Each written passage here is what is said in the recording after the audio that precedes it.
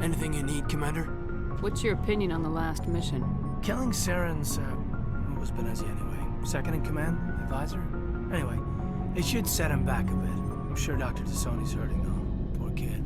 Having to kill her own mom. Any opinion on the Rachni? Off the record, if we had the option, I'd as soon have left it to the Council. We weren't out here during the Rachni War. I'm not sure we have any business getting involved. Just trying to get a sense of where the crew's at. Thoughts? Well, they know about the stonewalling you've had from the Council. Those communications are classified, Lieutenant. Yes, ma'am. But you know the Navy grapevine. They're on your side. They're pissed about the resistance we're getting, especially from our side. I'll have a better handle on all of it when my head stops hurting. Another L2 flare-up. Is this gonna be a problem? No, Commander, it'll settle down. It's rough sometimes, but they spike higher than a lot of L3s. Except for you, of course. Besides, I fared a lot better than some after Kinetics was through. You distrust them that much? You know the records about the biotic trading out on Jump Zero? They're all classified, because the Alliance made mistakes. After first contact, Kinetics was set up to track Element Zero exposures and develop implants for humans.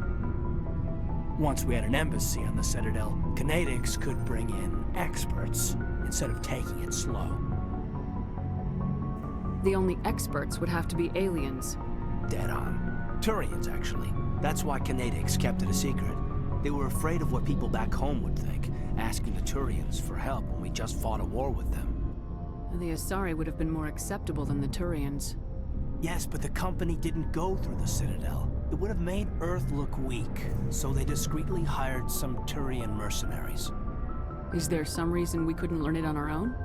They didn't know where to start. Hell, it took a couple of years to even link biotics and Ezo. Forget trying to get the kids to move stuff. They had trouble just helping them not break their own limbs. And their choice of teachers didn't help much. Get your knuckles rapped a few times, Lieutenant? Yeah, you could say that. Our instructor was a Turian by the name of Commander Vernus. A real hard-ass. He basically had a free pass to break us if it would turn out a decent biotic. Kind of spiraled from there, Commander. Sounds like a classic drill instructor to me. The ones at the Macapa boot camp were brutal. Vernus didn't just push us because it was effective training. He liked it. Anyway, this is ancient stuff. I walked it off a long time ago. I should get back to my duties, Commander. We're here to make history, not rehash it. We'll talk another time, Lieutenant. Commander?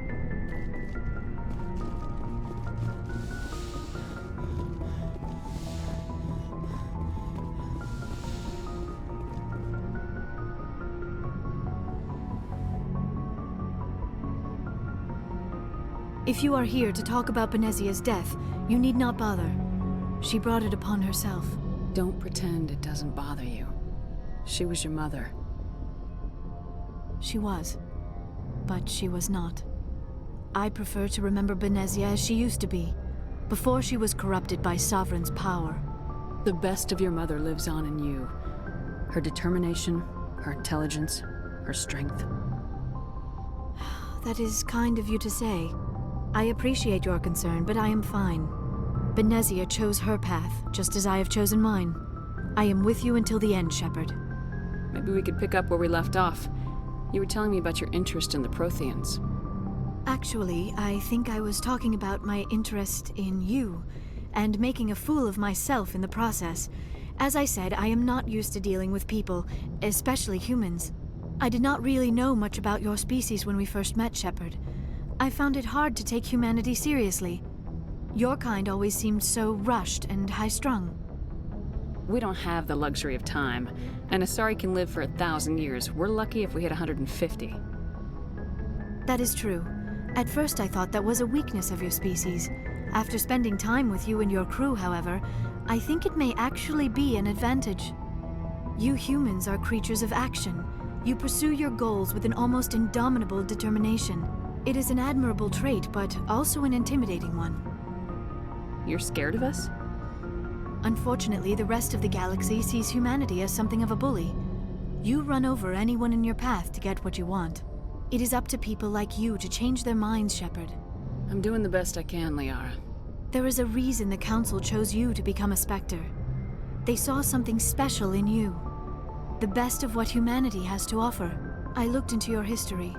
I know what you did on Torfin. I cannot even imagine how horrible that must have been, but you did what had to be done. You didn't need to go behind my back. I would have told you whatever you wanted to know. I apologize, Commander. After our last conversation, I was afraid I would say something stupid again. I wanted to know more about you, to understand what made you into the woman you are. There is something compelling about you, Shepard. Are you sure you're interested in me, or is it my visions of the Protheans? I admit, your connection to the Protheans had something to do with my initial interest, but it has grown beyond that. You intrigue me, Shepard, but I was not sure if it was appropriate to act on my feelings. I thought there might already be a relationship between you and Lieutenant Alenko.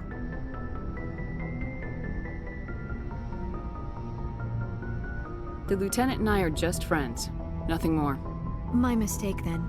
I am not as adept at understanding human relationships as I thought. But what about us, Shepard? Is there a mutual attraction, or was I wrong about that too? No, you were right. There is something between us. I knew it, and I knew you felt it too. But does this not seem rather strange? Why do I feel so close to you? We have only known each other a short time. We are from two different species. We have almost nothing in common. This makes no sense. These things never make sense. They just happen and we get swept up in the storm. You make it sound so chaotic, so dangerous. I'll keep you safe. I am not looking for a protector. This is all a bit overwhelming. I am not used to this. You. I need some time. Take all the time you need, Liara. I'll be here. Thank you, Shepard. Let's just talk about something else for now. I should go. Goodbye, Shepard. Yes, Commander? Is there something you need? How did you end up serving on an Alliance ship? I enlisted right out of med school. Earth always seemed boring to me. Too safe, too secure. I figured the colonies were teeming with exotic adventure. I wanted to travel the stars, tending the wounds of tough soldiers with piercing eyes and sensitive souls. Turns out military life isn't quite as romantic as I'd imagined. But humanity needs the Alliance if we want to keep expanding through the Traverse, and the Alliance always needs good doctors. So I stayed on to do my part. Ever think you made the wrong choice? Sometimes I think about opening a private practice back on Earth, or maybe taking a position at one of the new med centers out in the colonies. But there's something special about working on soldiers. If I left the Alliance now, I'd feel like I was abandoning them. How well do you know the Lieutenant? I'd never worked with him before this mission. But he has an impressive service record, over a dozen special commendations. Tends to keep to himself, though. Maybe because of the headaches. It's not easy being an L2. What does that have to do with it? Well, most biotics now use the L3 implants. Lieutenant Alenko was wired with the old L2 configuration. Sometimes there are complications. What kind of complications? Severe mental disabilities, insanity, crippling physical pain. There's a long list of horrific side effects. Caden's lucky. He just gets migraines. I should go. Goodbye, Commander.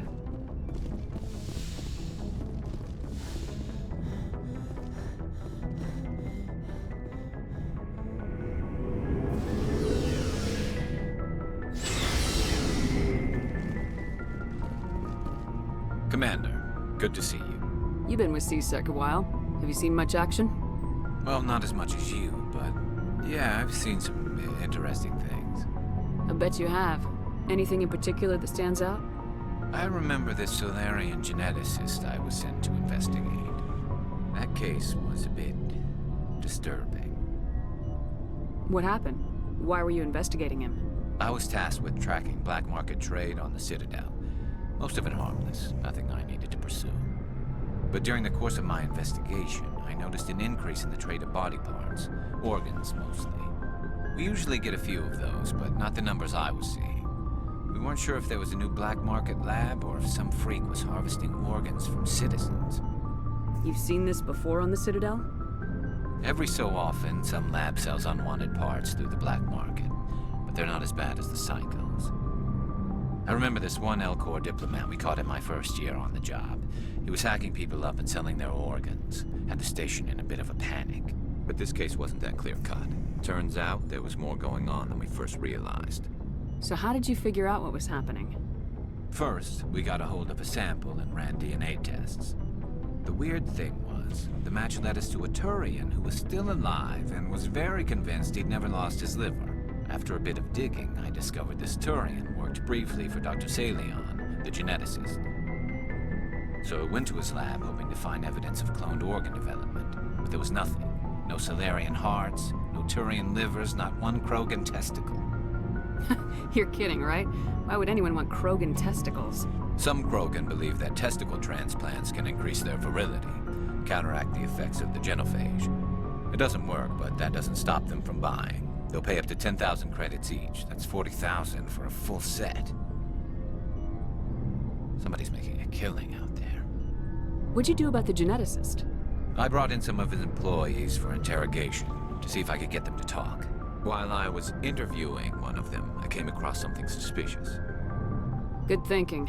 Lackeys are always easier to scare. Exactly. Though in this case it paid off in a different way. One of my detainees started bleeding profusely during the interview. We offered to patch him up and he got frantic, freaked out. I ordered a full exam to find out what was going on. Our medics found incisions all over his body, some of them fresh. That was our big break. These people weren't just Dr. Salion's employees. They were test tubes. Walking, living test tubes. So he was growing spare parts in his own employees. Exactly. He cloned their organs right inside their own bodies. Then he harvested them and sold them off. Most of the victims were poor. He'd pay them each a small percentage of the sales, but only if the organs were good. Sometimes an organ wouldn't grow properly, so he'd just leave it in them. Most of them were a mess, but only on the inside, hidden so nobody could see it. I hope he got what he deserved. That's the worst part. We never caught him. Why not? What the hell happened? He ran, blew his lab, grabbed some of his employees, and headed for the nearest space dock. By the time I found out, his ship was already leaving. He threatened to kill his hostages if we tried to stop him. But you went after him anyway, right? I ordered Citadel Defense to shoot him down, but CSEC headquarters countermanded my order. They were worried about the hostages, worried about civilian casualties if the ship was destroyed so close to the Citadel. I told them those hostages were dead anyway. He just used them to make more organs. But they wouldn't listen. No wonder you hated it there. Those idiots just let him fly away. Yes, they did. I went to Palin and told him what I thought of him and his policies. He said if I didn't like it, I could quit. Well, I almost did. All they had to do was disable that ship, stop him from running. Maybe the hostages die, maybe they don't, but at least we stopped the bastard responsible for it all. A few casualties is a small price to pay to stop someone like that. Yeah, exactly. I mean, those hostages might be wishing they'd died by now anyway. Just wish I could have stopped him. That's all.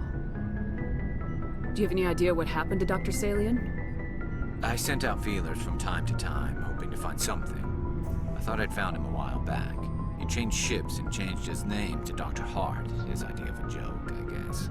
I told the military, but they weren't convinced it was him. I got the transponder frequency for his new ship, but I just can't get anyone to check it out. I'll check out the coordinates when I get a chance. I was hoping you'd say that. But Commander, take me with you when you go. If it's Salion, I want to be there when you find him.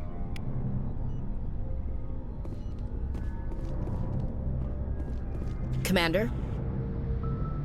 What's your opinion of the last mission? You mean the Rachni, right?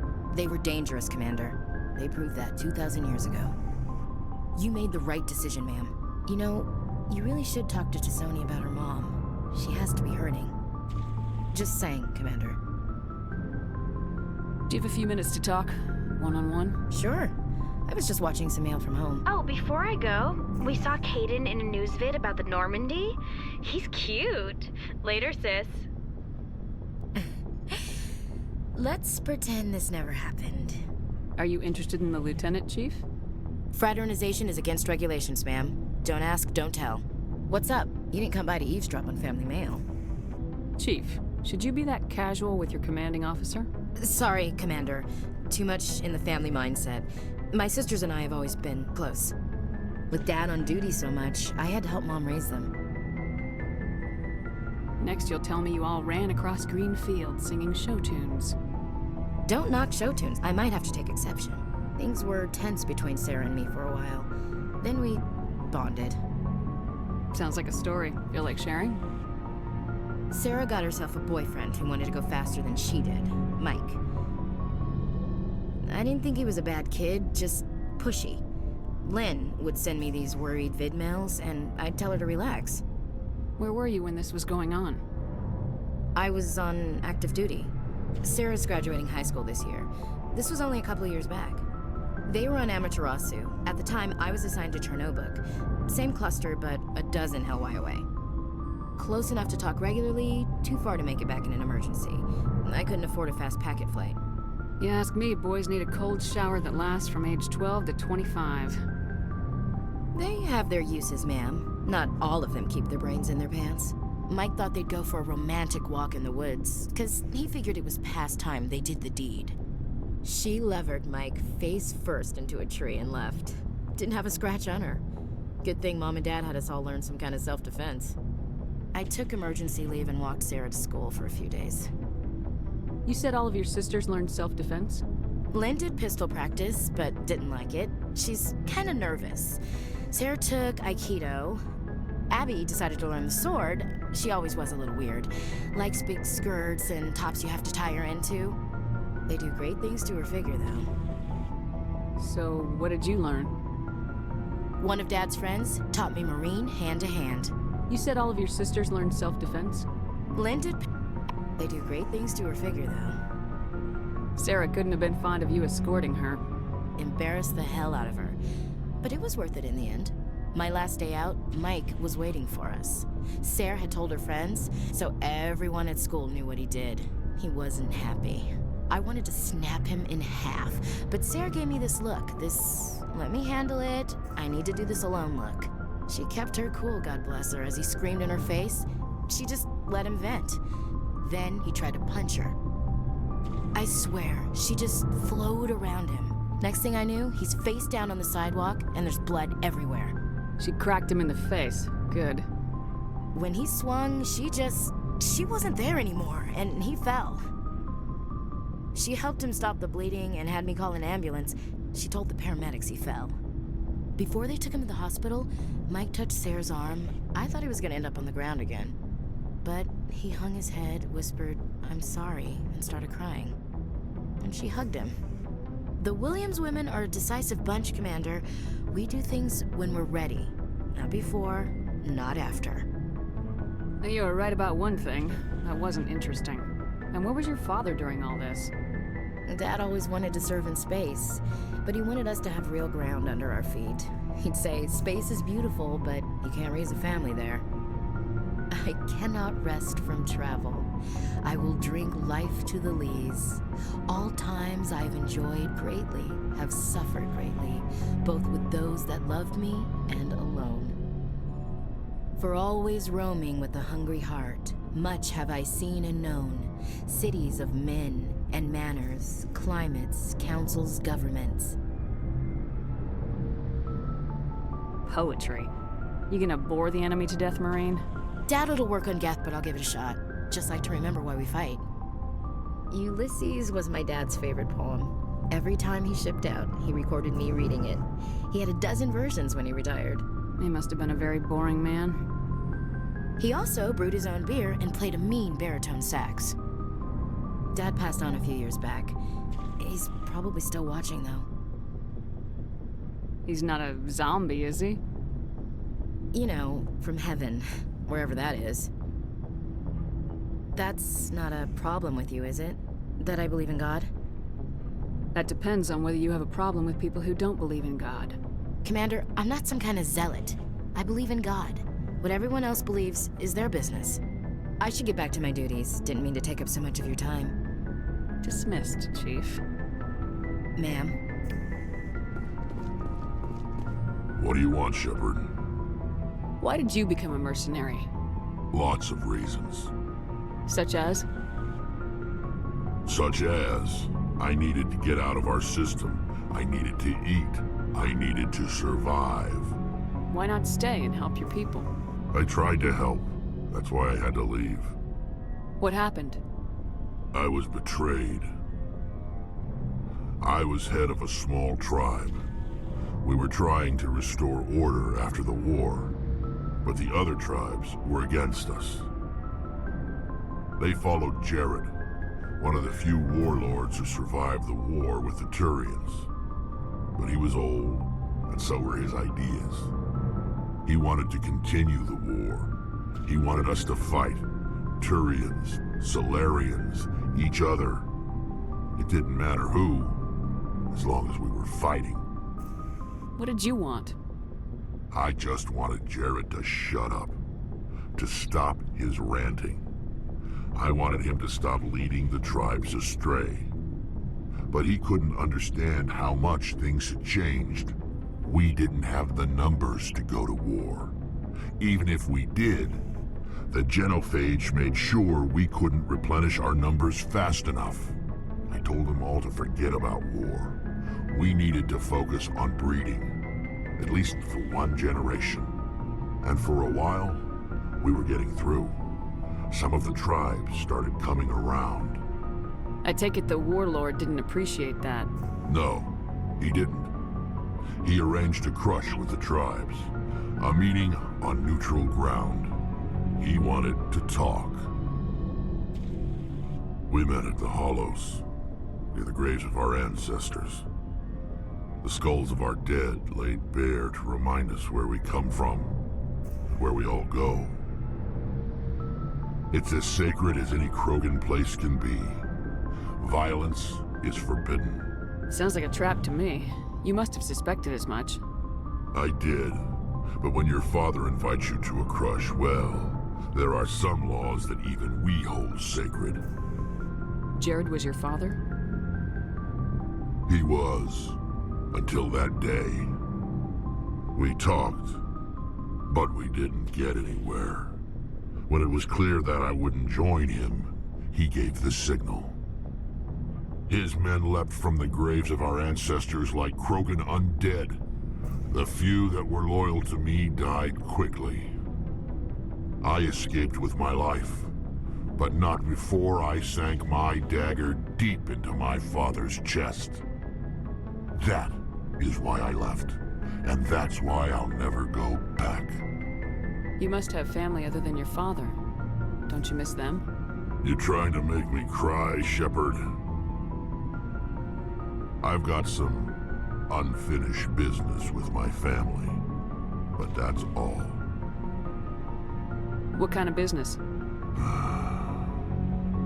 Before I left, I made an oath to my father's father. I swore to recover my family's battle armor. It was taken from him after the uprising. What's so important about this armor? It's a relic. Useless, really. But it was worn by 5 generations of my family before the war. It's rightfully mine. Originally, it was taken by the Turian military.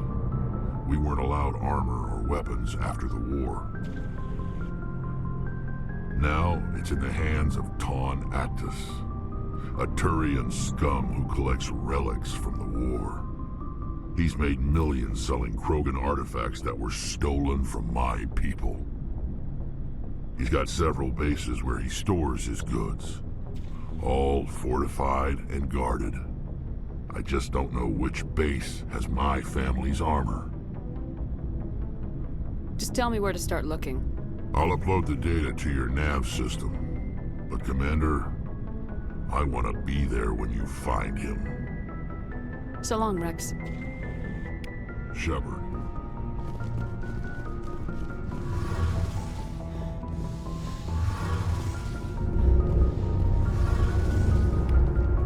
Hey, Commander, you know that Quarian, Tally? She's been spending all her time down here asking me about our engines. I'll tell her to leave you alone. What? No, she's amazing. I wish my guys were half as smart as she is. Give her a month on board and she'll know more about our engines than I do. She's got a real knack for technology, that one. I can see why you wanted her to come along. Ambassador Udina made me take her along. Normally I don't have anything nice to say about politicians, but he made a good call on this. However, I'm guessing that's not why you came down here. Where else have you served, Adams? If you name a class of Alliance ship, I've probably served on it. Everything from dreadnoughts and carriers right down to frigates like the Normandy. My last assignment was on the Tokyo, only a cruiser, but she was a good ship. Couldn't hold a candle to the Normandy, though. Fill me in on the IES stealth system. How does it work exactly? You can't hide a ship out in space. They emit too much heat and radiation. Too easy for sensors to pick them up, unless you find a way to capture those emissions. So our stealth systems trap the energy we give off in storage sinks built into the ship itself. No emissions to give away our location. Eventually the sinks have to be vented. More than a few hours silent running and they overheat. Cook us inside our own hull. There's no way for anyone to detect us? A visual scan can still pick us up. Anyone looking out a window can see us plain as day. But you have to be pretty close to get an actual visual out in space. Most vessels rely on scanners. As long as the stealth systems are engaged, they can't see us. Not unless we accelerate to FTL speeds. Why doesn't it work with faster-than-light travel? Cranking up to FTL blue shifts our emissions, pushes them into frequencies too high to capture in the sinks. As soon as we make the jump, it's like setting off a flare. Sensors can pick up our location whenever we enter or exit FTL flight, but for short-range missions, our stealth systems are amazing, and we've got the only one. I want to know more about the Normandy. She's the best ship I've ever served on, probably the fastest vessel ever designed. And she's the only one using the new Tantalus drive core. What's so special about the Tantalus drive core? Proportionally, it's about twice the size of any other vessel. Not only are we faster, but we can run at FTL speeds longer before we have to discharge the core. Carry on, Adams. Aye, aye, Commander. Shepard, I'm glad you're here. Why are you so cheerful? I'm sleeping much better now. I guess I'm getting used to how quiet your ship is. I still think a lot about my pilgrimage, though. I know Starin's our top priority, but with all the worlds we go to, I was hoping to find something to bring back to the flotilla. You better not jeopardize my mission for the sake of your pilgrimage. I won't. You have my word on that. But I'm not going to just give up on my search. The fleet needs the resources we find on our pilgrimages. Usually, people bring back something like a derelict ship we can use for salvage. But I need something bigger. There's a lot expected of me. What's so special about you? It's my father. He's the senior member of the Admiralty Board. He's one of only 5 people who can overrule the decisions of the Conclave for the good of the migrant fleet. My father is responsible for the lives of 17 million people. Our entire race is in his hands, and I'm his only child. So are you some kind of heir to the Quarian throne or something? No, it doesn't work that way. My father's position isn't hereditary. I'll probably never serve on the Admiralty Board myself. Officially, I'm just the same as any other citizen. But it doesn't work that way in practice. People have always treated me differently because of who my father is. You must get all kinds of special privileges. I probably had it easier than most growing up, but it's not all good. People like my father have enemies, and they're not above using me to get to him. Why didn't you tell me this before? I guess I'm just tired of people judging me because of who my father is. Everyone's waiting for me to do something great on my pilgrimage, something that will forever change our lives for the better. If I don't, it's like I failed, and that reflects badly on both me and my father. What would you need to bring back to make everyone happy? Something that would help us better understand the Geth. They've changed significantly since the exile. They've continued to evolve. We've done our best to study them, but it's not easy. They're very reclusive. Until recently, they never went beyond the borders of the Veil. And all the Geth we run into now are under Starin's control. We'd need to find Geth operating on their own, independently. But I don't want this to get in the way of our mission, Shepard. First, we stop Starin. Then I'll worry about my own problems.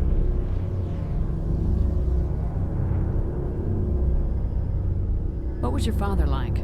It wasn't easy growing up as the daughter of one of the Admiralty. Even before he joined the board, he was a prominent figure. People looked to him for leadership. He had to set an example, and he expected the same of his daughter. Plus, he was pretty strict, a military man through and through. He never allowed me to settle for anything less than excellence. As a kid, I sometimes felt like he was pushing me too hard. But now, I'm old enough to appreciate what he taught me. The world doesn't owe us anything. If we want something in life, we have to earn it. Sounds like a tough upbringing. You don't resent your father at all? Like I said, it wasn't easy.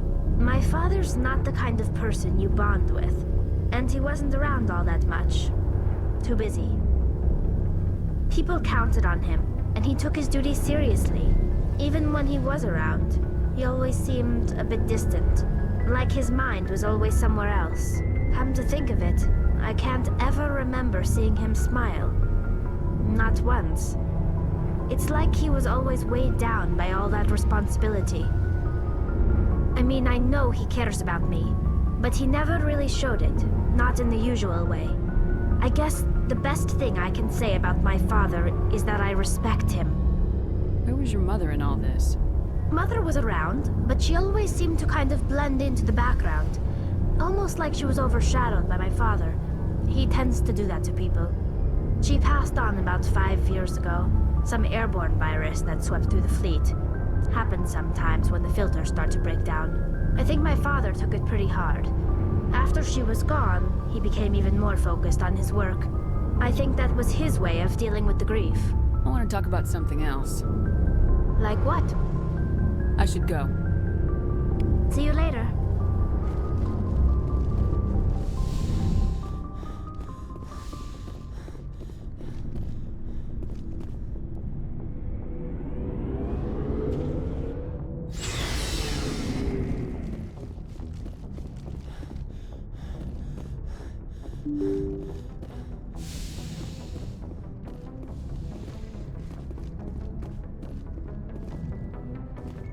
Good timing, Commander. We got a transmission coming in from the Citadel. Top priority clearance. Is it the ambassador? It's not his signature. I think it's from the Council. I'll patch it through to the comm room.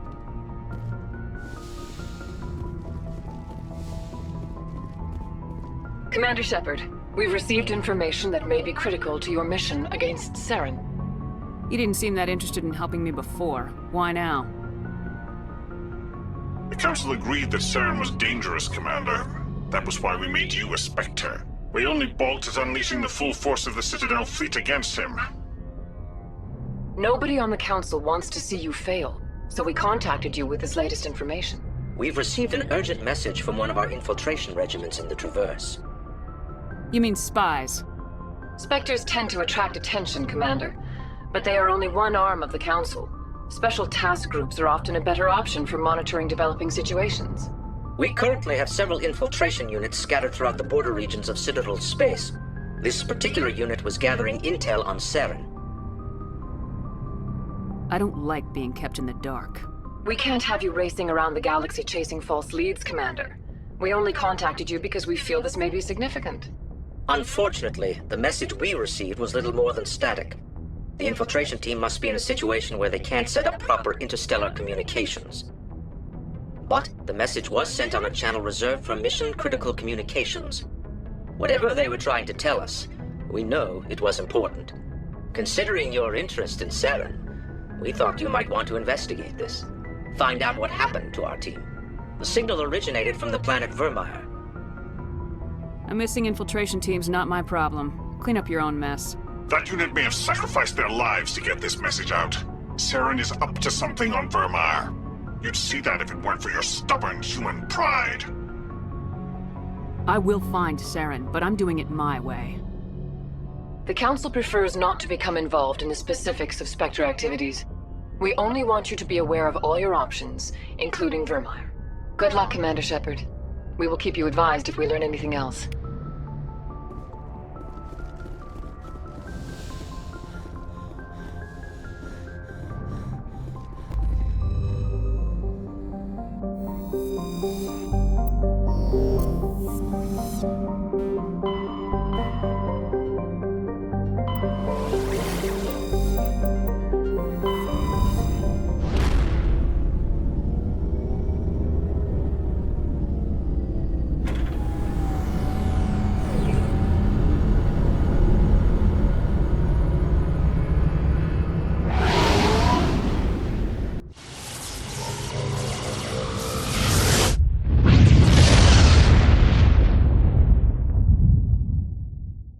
Commander, urgent message from Alliance Command coming in.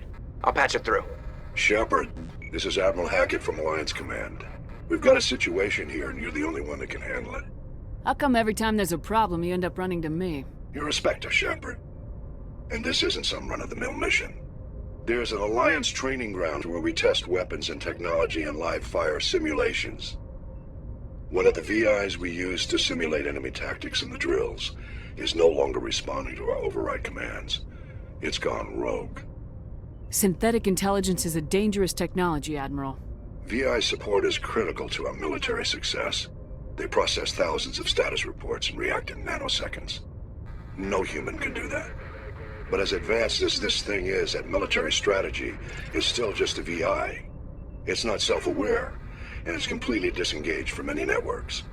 That's where you come in. We need you to fight your way through the training ground of the VI core, and manually disable it. Don't worry, Admiral. I'll take that thing out. I know Spectres answer the Council, but you're still human.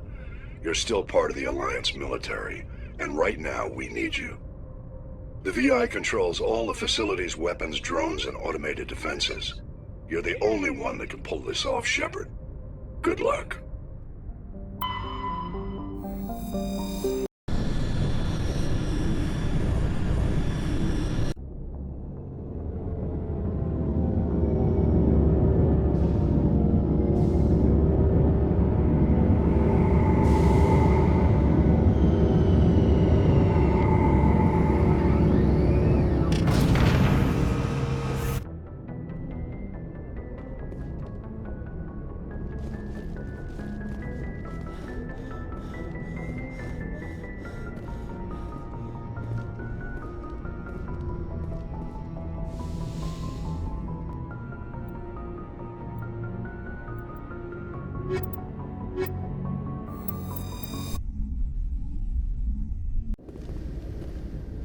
Equalizing interior pressure with exterior atmosphere.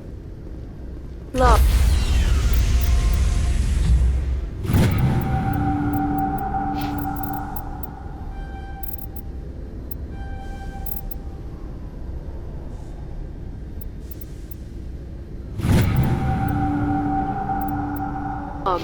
The commanding officer is ashore. Exo Presley has the deck.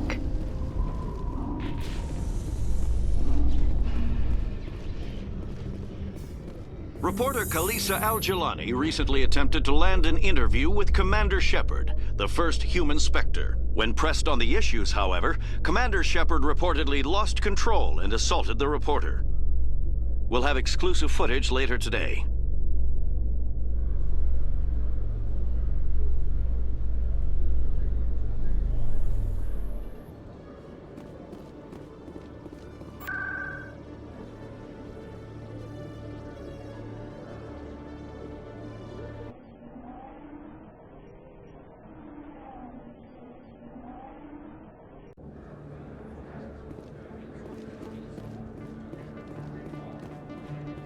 Hey, Commander, you were too busy to talk last time, but that's not a problem. I know you're busy being the first human Spectre and all. I don't have time for this crap. Go back to whatever hole you crawled out of. So that's how it is? The rest of us should just let you reap the fame and glory? Well, you're not the only one who can stand up for humanity. I'll show you.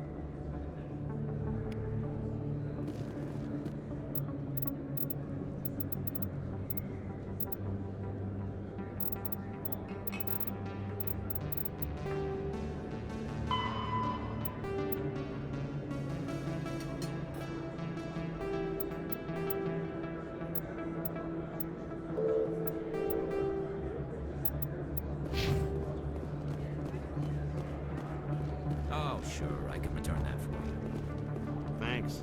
Hasn't worked well since.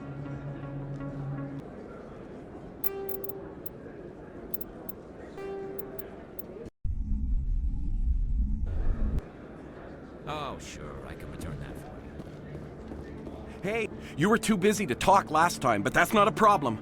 I know you're busy being the first human Spectre and all. There's a lot going on right now. Is there something I can do for you? This will be fast. I just wanted you to know what a big fan I am, and I was wondering if I could get a picture. Sure. No problem. Just hold up your gun. Perfect.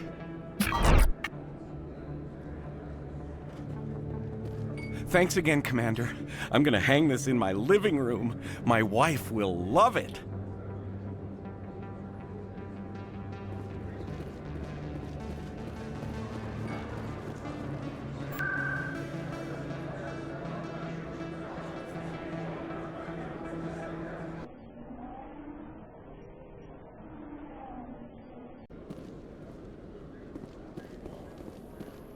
In breaking news, Chairman Burns of the Parliament Subcommittee on Transhuman Studies has been kidnapped by biotic extremists. The biotics commandeered a freighter and were last seen in the Hades Gamma Cluster. No demands have yet been made.